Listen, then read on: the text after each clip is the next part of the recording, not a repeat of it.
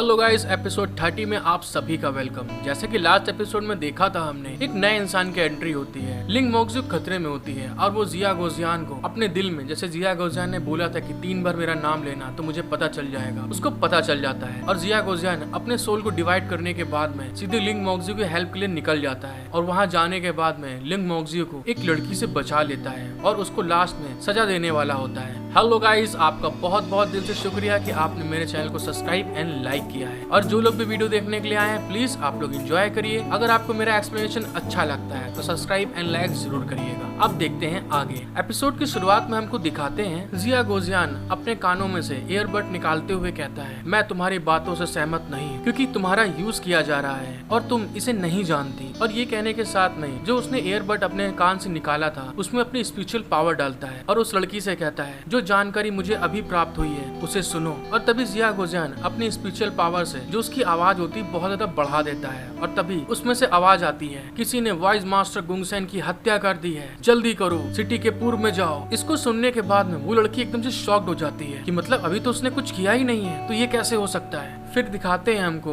वो लड़की बहुत ज्यादा घबरा जाती है और घबराते हुए कहती है, ये मैंने इसे सेट नहीं किया, ये सच में मैंने नहीं किया था। यहाँ तक कि अगर मुझे कंट्रोल नहीं किया गया तो भी मैं आपकी अनुमति के बिना इसे ऑर्डर करने की हिम्मत नहीं करूंगी। उसकी ये बात सुनने के बाद में जिया गोजियान उससे कहता है, मैं जानता हूँ कि यह आप नहीं है, ये एक गॉड है या पर्दे के पीछे के हाथ हैं जिन्हें मैं उजागर करने की कोशिश कर रहा हूँ। फिर जिया गोजियान कहता है, चाहे हत्या सफल हो या ना हो, ह्यूमन सोचेंगे कि यह गॉड्स का काम था। ह्यूमन रेस और गॉड्स के बीच में वॉर बढ़ने वाला है। उसकी ये बात सुनने के बाद में वो जो लड़की होती है वो बहुत ज्यादा घबरा जाती है क्योंकि उसके कारण वॉर होने वाला था। फिर हमें दिखाते हैं जिया गोजियान उस लड़की से कहता है, लाभ उठाने के लिए क्रेन और वो कछुआ दोनों आपस में प्रतिस्पर्धा करते हैं। जिया गोजियान की ये बात सुनने के बाद में वो जो लड़की होती है वो बहुत ज्यादा ही सैड हो जाती है और सैड होते हुए कहती है, ऐसा कैसे हो सकता है। फिर जिया गोजियान उससे कहता है, अब आप इसे समझ गए हैं, जाइए और कुछ करने में मेरी मदद कीजिए, मैं कुछ भी करने में बहुत आलसी हूँ। जिया गोजियान के ये कहने के बाद में सीन शिफ्ट हो जाता है और हमें दिखाते हैं कमांड सेंटर को, जिसके ऊपर बहुत ढेर सारी स्वॉर्ड्स आके गिर रही होती है।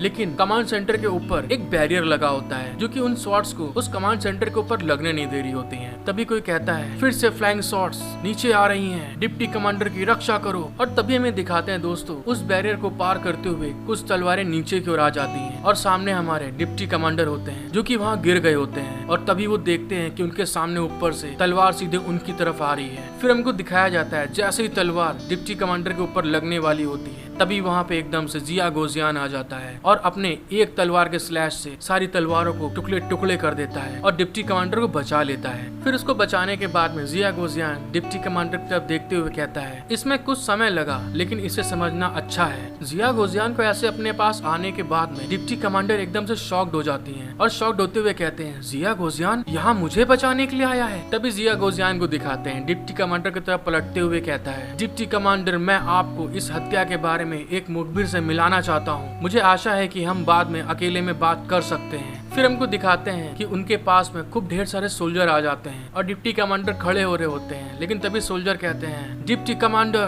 क्या आप घायल हैं? तभी वो कहते हैं, मैं ठीक हूँ, घबराने की जरूरत नहीं है तुम लोग को। और वो ये कहने के साथ में आगे बढ़ के आ रहे होते हैं। तभी हमको दिखाते हैं डिप्टी कमांडर के पीछे का सोल्जर गुस्साते हुए कहता है, डिप्टी कमांडर, वे डीमंस बहुत ज्यादा हैं, वे हमसे मरते दम तक लड़ना चाहते हैं। उस सोल्जर की बात सुनने के बाद में डिप्टी कमांडर कहते हैं, जब तक इन्वेस्टिगेशन कंप्लीट नहीं हो जाए बकवास ना करो, तुम हेड स्टेट को रिपोर्ट करने के लिए जाएं और कहें कि यहाँ सब कुछ ठीक है और बाकी लोग मेरे पीछे मिलिट्री हेडक्वार्टर तक वापस आ जाएंगे। और फिर हमें दिखाते हैं ये कहने के बाद में डिप्टी कमांडर आगे बढ़ते हुए कहते हैं, जब हम वापस आएंगे तो मैं कैप्टन जिया से अकेले में बात करने जा रहा हूँ और किसी को भी हस्तक्षेप करने की अनुमति नहीं है। अगर कमांडर आए तो उसे रोक लेना। समझ में आई मेरी बात? डिप्टी कमांडर की ये बात सुनने के बाद में वह सोल्जर सलूट करते हुए कहते हैं, हाँ डिप्टी कमांडर, हमें समझ में आ गया। और तभी हमें दिखाते हैं डिप्टी कमांडर आगे बढ़ते हुए जा रहे होते हैं। तभी जिया गोजियान उनके पीठ के घाव को देखते हुए मन में सोचता है, 3rd लेवल के सोल्जर इतनी चोट लगने के बाद में इतने शांत कैसे रह सकते हैं। फिर सोचता है, ये बहुत दुर्लभ बात है कि इसका मन भी बहुत साफ है और डिप्टी कमांडर का पद भी एक गुणी व्यक्ति का माना जाता है। जिया गोजियान ये बात सोच रहा होता है तभी उसके बाद दिखाते हैं सीन शिफ्ट हो जाता है। फिर हमको जिया गोजियान और डिप्टी कमांडर को एक ऑफिस के अंदर दिखाते हैं और डिप्टी कमांडर कहते हैं, कैप्टन जिया, यहाँ कोई और नहीं है, चलो बात करते हैं। डिप्टी कमांडर की ये बात सुनने के बाद में जिया जिया गोजियान कहता है बाहर आ जाइए, इसे डिप्टी कमांडर को दो और देखो हत्यारा कौन है। जिया गोजियान की ये बात कहने के बाद में तभी हमें दिखाते हैं लिंग मोक्सू के साथ में जो लड़की होती है तभी वहाँ पे निकल के आ जाती है और जिया गोजियान उनको देख के स्माइल कर रहा होता है। फिर हमें दिखाते हैं वो जो सुंदरली स्लेब बनी लड़की होती है वो आगे आती है और एक आदमी को नीचे फेंकते हुए चिल्ला के कहती है मुझे खेद है लेकिन हम उसे जीवित नहीं निकाल सके क्योंकि वह अंदर बंद था और उसने अपनी आत्मा को नष्ट कर दिया। उस लड़की को देखने के बाद में डिप्टी कमांडर को दिखाते हैं, वो अपने मन में सोचते हुए कहते हैं यह इमॉर्टल सोसाइटी के क्लोथ्स हैं जिसे हेवनली पाथ के रूप में भी जाना जाता है। तो जिस व्यक्ति ने मेरी हत्या करने की कोशिश की वह सच में गॉड्स का वंशज है। डिप्टी कमांडर ये बात अपने मन में सोच रही होती तभी उतने में वो लड़की कहती है वह हेवनली पाथ सेक्ट के ग्रैंड ओल्ड एल्डर है और एक ह्यूमन कल्टीवेटर के रूप में हुयान स्टेज तक पहुंच गए हैं। वो लड़की ये बात बोल ही रही होती तभी उतने में दिखाते हैं हमको जो डिप्टी कमांडर होते हैं उसके ऊपर कपड़ा डालती है और कहती इंसानियत,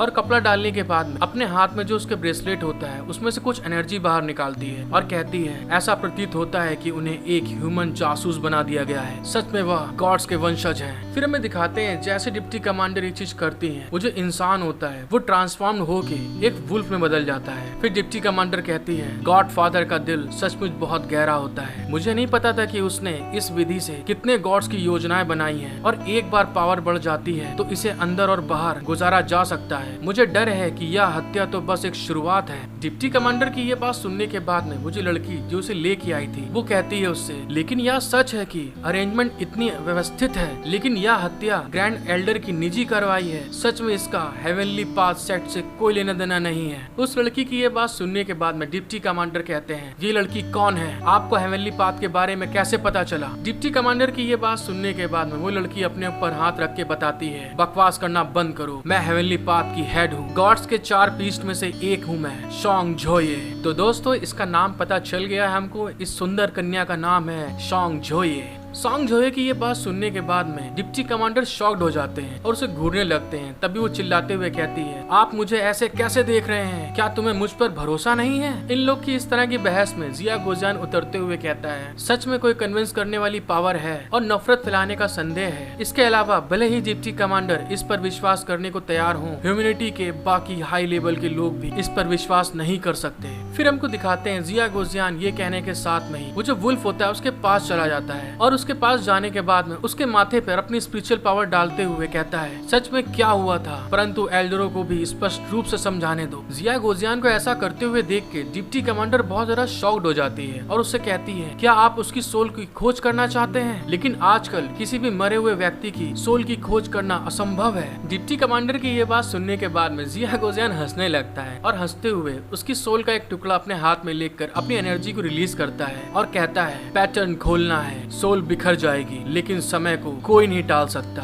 इसीलिए मुझे उसकी सोल की तलाश नहीं करनी है। और तभी दोस्तों में दिखाते हैं वो उसकी जो मेमोरीज होती हैं वो सामने ले आता है, मतलब लास्ट टाइम उसके सामने कौन आया था, उससे किसने बात करी थी या किसने उसको कहा था कि जाके ऐसा काम करो, वो सब वो दिखा रहा होता है। उसको देखने के बाद में जिया गोजियान कहता है डेक्सिया में छोड़े गए गॉड्स के ब्लड लाइन की खोज में संदिग्ध राजा की बेटी नहीं मिली है। फिर वो आदमी कहता है लेकिन यिन ज़ारू पर फॉक्स होने का संदेह है, यह व्यक्ति आलसी और चंचल है और ताकत हासिल करने का उसका कोई इरादा नहीं है, वह बस एक बेवकूफ है। फिर कहता है भले ही वह राजा के ब्लड लाइन की है, मैं उसे राजा नहीं बनाना चाहता, इसीलिए गॉड फादर से मत कहो, इस व्यक्ति को संग में आनंद लेने दो। क्या जीवन में खुश रहना अच्छा है, हमें झगड़े में क्यों पड़ना। इस चीज को देखने के बाद में लिंग मोक्सू अपने मन में सोचती है ये सब क्या है।